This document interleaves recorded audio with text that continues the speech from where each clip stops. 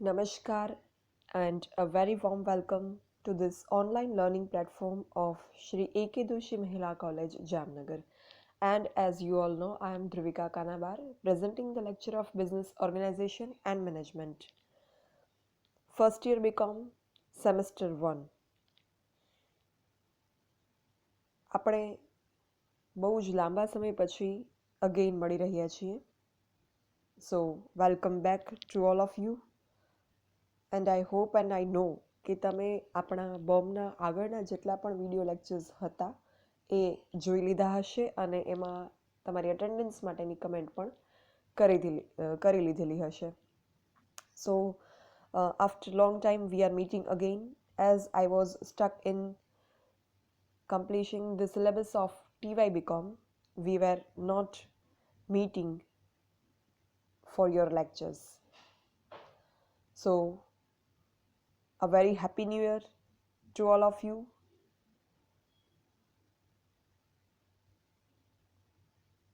And from today onwards again આપણે જે છે એ ફર્સ્ટ યર સેમ 1ના લેક્ચર્સ રીસ્ટાર્ટ કરીએ છીએ.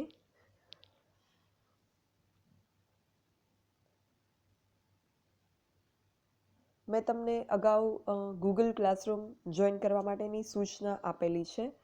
ઘણા બધા સ્ટુડન્ટ્સે ક્લાસરૂમ ઓલરેડી જોઈન કરી લીધો છે એન્ડ હજુ ઘણા બધાએ જોઈન કરવાનો બાકી છે. સો અગેઇન રિમાઇન્ડર એક આપી દઉં છું કે ક્લાસરૂમ જોઈન કરી લેજો. ક્લાસરૂમ જોઈન કરવા માટે ગૂગલ ક્લાસરૂમ તમે લખશો એટલે એની લિંક ખુલશે. એ લિંક ઓપન કરશો એટલે એમાં જે છે એ કોડ એન્ટર કરવા માટેનું એક બોક્સ આવશે. એમાં તમને હું કોડ આપું છું, એ કોડ તમે એન્ટર કરશો એટલે ક્લાસરૂમમાં તમે જોઈન થઈ જશો. અને ક્લાસરૂમમાં તમે જોઈન જે મેલ આઈડી થ્રુ થાવ એ મેલ આઈડીમાં તમારું નામ અને સરનેમ લખેલું હોય એ આગ્રહ હું રાખીશ. ક્લાસરૂમનો કોડ છે BC72YMY. 72 જે છે એ ડિઝિટ્સ છે અને બાકીના બધા આલ્ફાબેટ્સ છે અને આલ્ફાબેટ સ્મોલમાં છે. BC72YMY. આ કોડ તમે એન્ટર કરશો એટલે આપણા તમે બોમ્બના બિઝનેસ ઓર્ગેનાઇઝેશન એન્ડ મેનેજમેન્ટનો જે આપણો સબ્જેક્ટ છે એના ક્લાસરૂમમાં તમે જોઈન થઈ જશો. ક્લાસરૂમ જે છે એમાં તમને કોઈ અગત્યની સૂચનાઓ હશે એ આપવામાં આવશે અને થોડા ટાઈમ પછી જે તમને અસાઇનમેન્ટ્સ આપવાના છે એ પણ તમને એમાં જ આપવામાં આવશે. So it is important for you to join the classroom. Fine. So એ જે છે એ વસ્તુ એક તમે ખાસ ધ્યાનમાં રાખી અને જોઈન કરી લેજો. અને હવેથી જે આપણે લેક્ચર્સ અગેઇન રીસ્ટાર્ટ કરીએ છીએ બોમ્બના, એ લેક્ચર્સ તમે જોજો અને એ ઉપરાંત તમારી ટેક્સ્ટ બુક છે એમાં પણ એ ટૉપિક તમારે એક વખત વાંચી જવો. જ્યારે પણ જે ટૉપિક તમને એક્સપ્લેન કરવામાં આવ્યો હોય during the lecture A.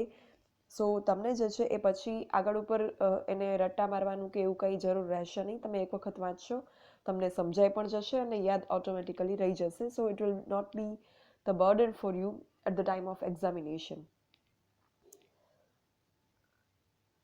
So with that notice, let's start our today's session of the subject of Business Organization and Management, first year BCom, semester 1.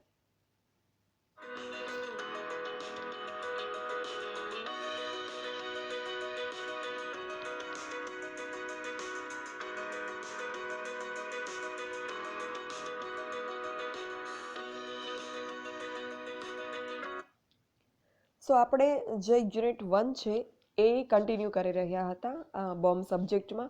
અને યુનિટ 1 જે છે it is very lengthy unit in whole syllabus. Unit 1 જે છે સૌથી લાંબુ unit છે. એમાં બહુ બધા ટોપિક્સ ઇન્ક્લુડ થયેલા છે. બાકી બધા જ યુનિટ કરતાં યુનિટ 1 જે છે લેન્ધી છે. અને એમ કહી શકાય કે યુનિટ 1 જે છે it contents half of the portion of whole subject. Fine.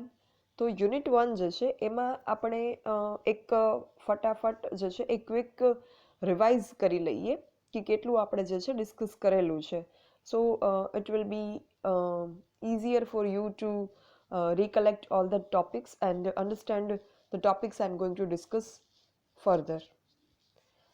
Unit 1 જે છે એની શરૂઆત કરી ત્યારે એકચ્યુઅલી આખા યુનિટ 1નું જો આપણે સ્ટ્રક્ચર જોઈએ તો it is divided into mainly 3 parts. Unit 1 3 પાર્ટમાં ડિવાઈડ થયેલું છે. First part production sector, second part service sector. પહેલો ભાગ ઉત્પાદન ક્ષેત્ર, બીજો ભાગ સેવા ક્ષેત્ર અને જે ત્રીજો ભાગ છે એમાં ભારતમાં ધંધાકીય તકોના વિકાસનો ઉદ્ભવ, એના અંતર્ગત આપણે અમુક પોઈન્ટ ડિસ્કસ કરવાના છે. So this 3 part whole makes the unit number 1 of your subject. જે ફર્સ્ટ પાર્ટ છે, જે યુનિટ 1 છે એનું ટાઇટલ છે emerging opportunities in Indian business, ભારતમાં ધંધાકીય તકોના વિકાસનો ઉદ્ગમ.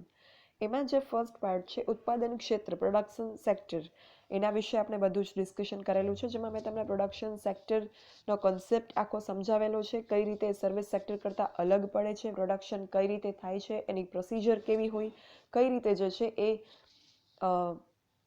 ઇનપુટમાં નેચરલ જે છે વસ્તુઓ દાખલ કરી અને પ્રોસેસમાં અમુક ટેકનોલોજીકલ પ્રોસેસ અને અન્ય સાધનો દાખલ કર્યા પછી આઉટપુટ મેળવવામાં આવે છે. પ્રોસેસ આપણે જે છે એ ડિસ્કસ કરી હતી. પછી ઉત્પાદનના લક્ષણો, કેરેક્ટરિસ્ટિક્સ ઓફ પ્રોડક્શન વિશે આપણે ડિસ્કશન કર્યું હતું. લક્ષણો અગેન 2 પાર્ટમાં ડિવાઈડ થયેલા છે, સામાન્ય લક્ષણો અને આધુનિક લક્ષણો. સો એ પણ આપણે ડિસ્કસ કરેલા છે, કયા કયા લક્ષણો છે ઉત્પાદનના, કે જેનાથી તમને એનો કોન્સેપ્ટ વધારે ક્લિયર થયો હશે.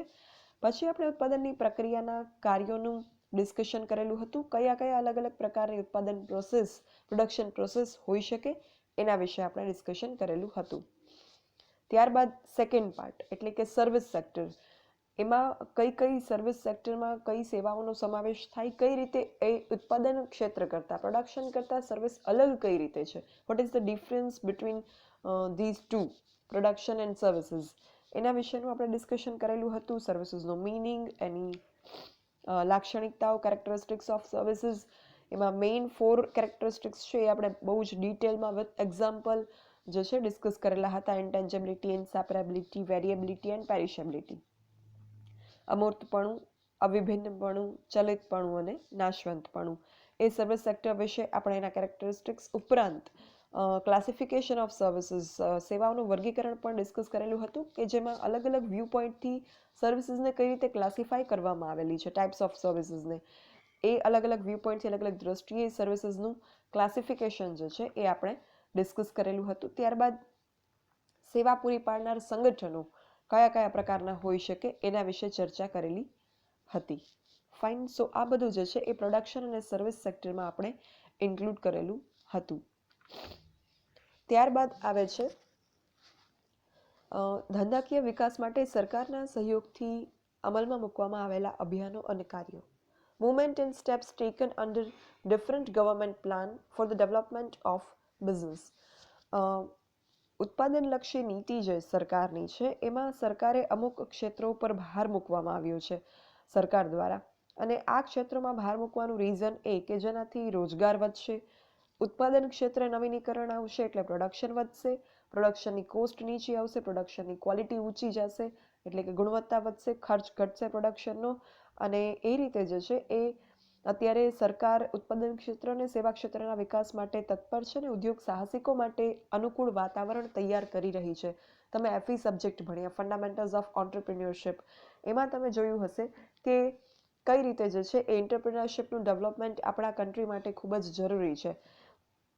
તો એ વસ્તુ શક્ય બને એના માટે થઈ અને સરકાર જે છે અમુક યોજનાબદ્ધ પગલાઓ લઈ રહી છે કે જેના દ્વારા ઉદ્યોગ સાહસિકોને ગોલ્ડન ઓપોર્ચ્યુનિટીઝ મળશે અને એમને ઓપોર્ચ્યુનિટી મળશે અને ઉદ્યોગોનો દેશમાં વિકાસ થશે, એનાથી રોજગારીમાં વધારો થશે, રાષ્ટ્રીય ઉત્પાદન અને રાષ્ટ્રીય આવકમાં વધારો થશે, એટલે કે increase in employment opportunities, national income, GDP આ બધું વધશે. નેશનલ ઇન્કમ એટલે રાષ્ટ્રીય આવક અને GDP એટલે ગ્રોસ ડોમેસ્ટિક પ્રોડક્ટ. આ કોન્સેપ્ટ તમે ઇકોનોમિક્સમાં ભણેલો છે. અને આ બધું વધવાની સાથે સાથે ગુણવત્તાયુક્ત જીવન ધોરણ લોકોનું બનશે, એટલે એક સ્ટાન્ડર્ડ ઓફ લિવિંગ છે લોકોનું એ ઊંચું આવશે અને એના લીધે સમગ્ર દેશ અને સમાજનો વિકાસ શક્ય બનશે. અને આ વસ્તુને શક્ય બનાવવા માટે સરકારે જે યોજનાઓ, જે અભિયાનો અમલમાં મૂક્યા છે, જે મુવમેન્ટ્સ ઇમ્પ્લિમેન્ટ કરી છે, એના વિશે આપણે ડિસ્કશન કરવાનું છે, જેમાંથી આપણે અમુક મુવમેન્ટ્સ વિશે ઓલરેડી ડિસ્કસ કરી લીધું છે.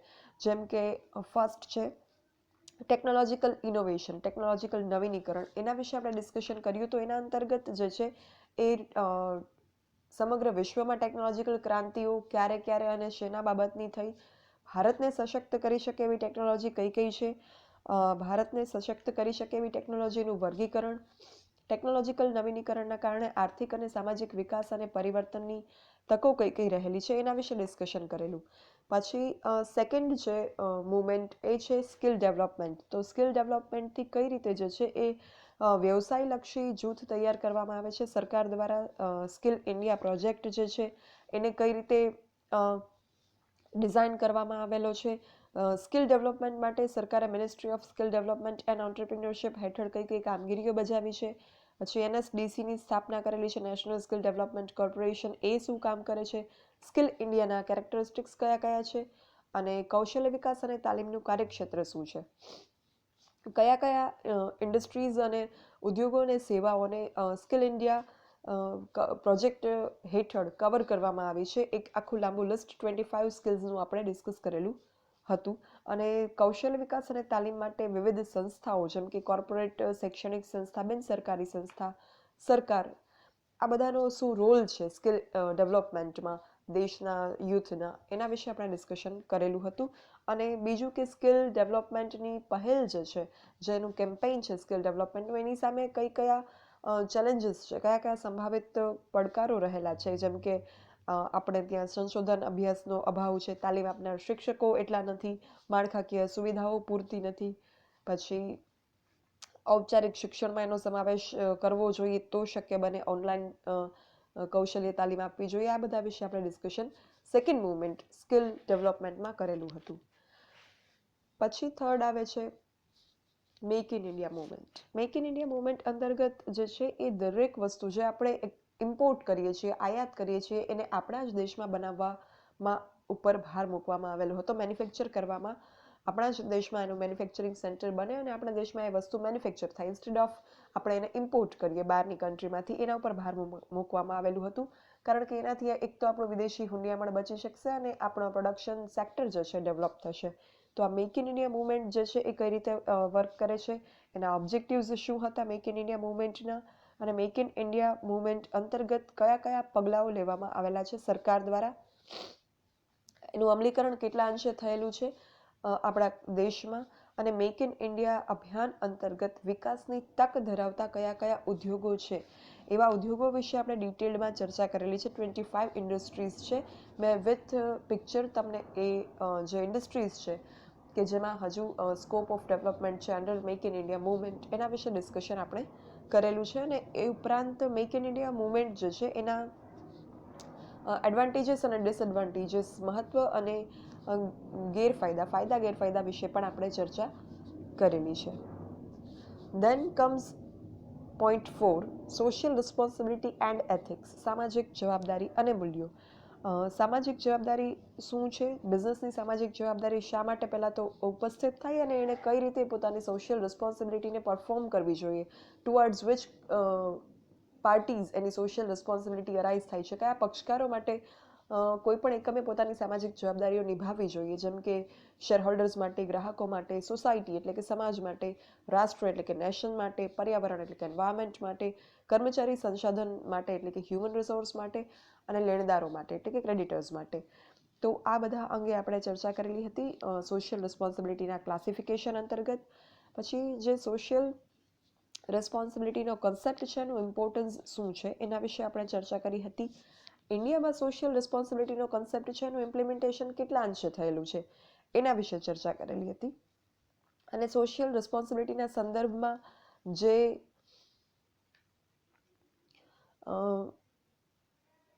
ઇન્ડિયામાં જે સ્ટેપ્સ લેવામાં આવેલા છે, ભારતમાં કઈ કઈ કંપનીઓ સોશિયલ રિસ્પોન્સિબિલિટી પરફોર્મ કરે છે, કઈ ટોપ કંપનીઝ છે, એ ટોપ કંપનીઝનું પણ મેં તમને એક લિસ્ટ આપેલું હતું કે આટલી કંપની જે ઇન્ડિયામાં કાર્યરત છે એ પોતાની સોશિયલ રિસ્પોન્સિબિલિટીઝ ખૂબ જ સારી રીતે બજાવે છે, અને એ કંપની સોશિયલ રિસ્પોન્સિબિલિટી અંતર્ગત કઈ કઈ કામગીરી કરે છે એના વિશે પણ આપણે ચર્ચા કરેલી હતી. સો હવે આપણે જે છે એ સોશિયલ રિસ્પોન્સિબિલિટી અંતર્ગત આઈ ગેસ કે આપણે એક પોઈન્ટ હજુ ડિસ્કસ કરવાનો બાકી છે.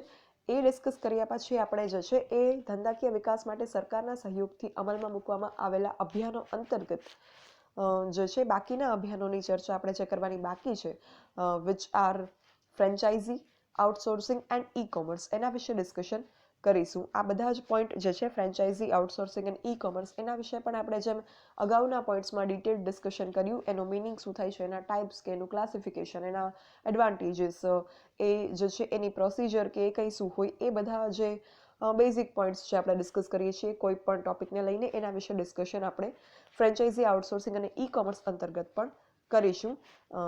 એ જે છે એ આપણું યુનિટ 1નું હજી યેટ ટુ બી ડિસ્કસ્ડ પોર્શન છે. ફાઇન.